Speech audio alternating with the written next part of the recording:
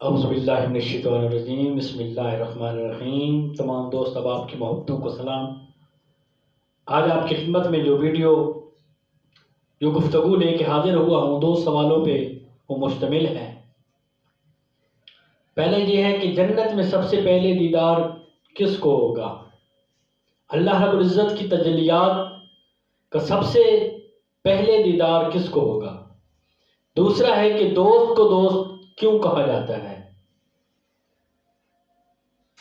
دیکھنے والے کہا کرتے ہیں اللہ اللہ، دیکھنے والے کہا کرتے ہیں اللہ اللہ، یاد آتا ہے خدا دیکھ کے صورت تیری، یاد آتا ہے خدا دیکھ کے صورت تیری۔ تو سب سے پہلے جنت میں اللہ رب العزت کا دیدار کسے نصیب ہوگا؟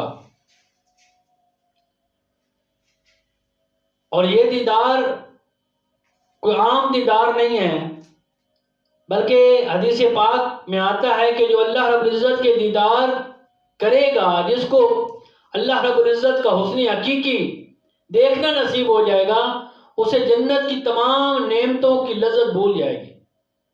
یعنی اس دیکھنے حقیقی خدا کے حقیقی حسن کو دیکھنے میں اتنی مزہ ہوگا، اتنی لذت ہوگی کہ جنت کی تمام نعمتیں اس کے سامنے بالکل زیرو ہو جائیں گی۔ تو یہ اتنی بڑی نعمت اللہ رب العزت کے حسن حقیقی کو سب سے پہلے دیکھنے کی سعادت کس کو نصیب ہوگی؟ تو حضرت حسن بصری رحمۃ اللہ علیہ فرماتے ہیں، جنت میں اللہ رب العزت سب سے پہلے اپنا دیدار، اپنا حسن حقیقی نابینا کو دکھائے گا۔ جو دنیا میں بصارت کی نعمت سے محروم تھے اور اللہ رب العزت کی اس نعمت کے چھن جانے پر اس کے شکر گزار تھے، صبر کیا، انہوں نے صبر کیا دنیا میں دنیا کی نعمتیں دیکھنے سے محروم رہے۔ اب روز قیامت اللہ رب العزت کیا اجر دے رہا ہے کہ سب سے پہلے اپنے حسن حقیقی کی تجلیات ان کو دکھا رہا ہے، اپنے حسن حقیقی کی زیارت کروا رہا ہے۔ تو جنت میں سب سے پہلا جو حسن حقیقی دیکھنے والا شخص ہوگا وہ نابینا ہوگا۔ دنیا میں وہ نابینا تھا، آخرت میں تو ساری تکلیفیں دور ہو جائیں گی، اللہ تعالیٰ اسے بصارت دے دے گا، لیکن دنیا میں نابینا تھا تو آخرت میں اللہ تعالیٰ اسے بصارت بھی دے گا اور سب سے پہلے اپنا دیدار بھی کروائے گا۔ اس کے بعد دوسرا سوال تھا کہ دوست کو دوست کیوں کہا جاتا ہے؟ دوستو، اگر دوست کے حروف پہ ہم غور کریں تو اس میں 4 حروف ہیں، دال، واو، سین اور تے۔